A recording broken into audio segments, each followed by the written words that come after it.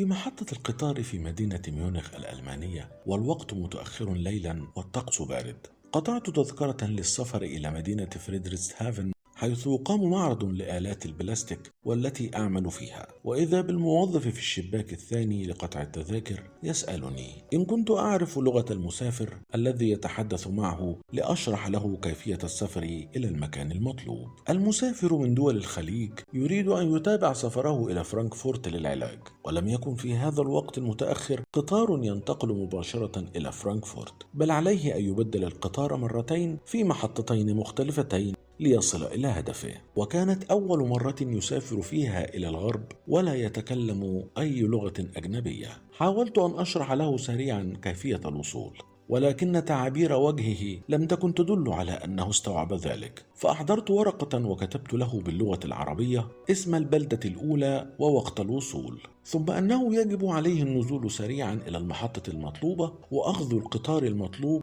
ثم مرة ثانية اسم البلدة التالية ووقت الوصول، ثم النزول سريعا وأخذ القطار الثاني إلى الوجهة المطلوبة. وكتبت الترجمة بالألمانية تحت كل جملة ليعلم معناها ويرشد من قبل من يقرأها إلى الوجهة المطلوبة. ثم رافقته إلى المحطة المطلوبة وصعدنا إلى القطار، ثم تابعته إلى أن جلس وتكلمت إلى جليس ألماني بقربه ووعدني أن يرشده للوجهة الأولى. لوحت له مودعا وتمنيت له السلامة، وفجأة انتبهت لنفسي ونظرت في تذكرتي فوجدت نفسي على رصيف غير الذي يجب أن أكون عليه لأركب قطاري، وقد مضى 5 دقائق على توقيت القطار المطلوب. فركضت مسرعا إلى الرصيف فإذا بالقطار كأنه ينتظرني وهو على أهبة السير، وقد كتب على اللوحة تأخير ل5 دقائق. صعدت لاهثا ومشى القطار وحمدت الله. وصلت إلى وجهتي منتصف الليل وأخذت سيارة أجرة،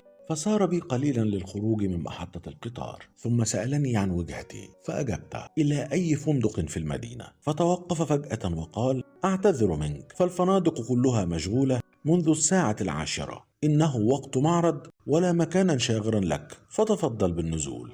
قلت إلى أين أذهب في هذه الساعة وفي هذا الطقس البارد؟ فرق لحالي ثم اتصل عبر جهازه اللاسلكي بمكتب الأجرة الذي يوجهه، وقال للموظفة التي ردت عليه معي راكب يريد فندقا، فأجابت بعصبية ألم أقل لك مرارا بأنه لا يوجد شواغر في الفنادق كلها؟ وسمعنا في هذه الثانية صوت رنين الهاتف الداخلي بمكتبها فأجابت عليه، ثم قالت للسائق انطلق إلى فندق الدولاب الذهبي، فإن نزيلا اعتذر عن الحضور وحجزت للراكب الذي معك المكان، أعطني اسمه. وإذا بالسائق متعجبا يقول لا أصدق، فقد كان مبهوتا بهذا التوقيت العجيب ولا يجد له تفسيرا. وصلت الفندق فحياني موظف الاستقبال وقد كتب على لوحة أمامه لا يوجد أماكن شاغرة، وقال لي أنت محظوظ، العشرات ينتظرون مكانا شاغرا. استلمت الغرفة ونظرت من شرفتها التي تطل على البحيرة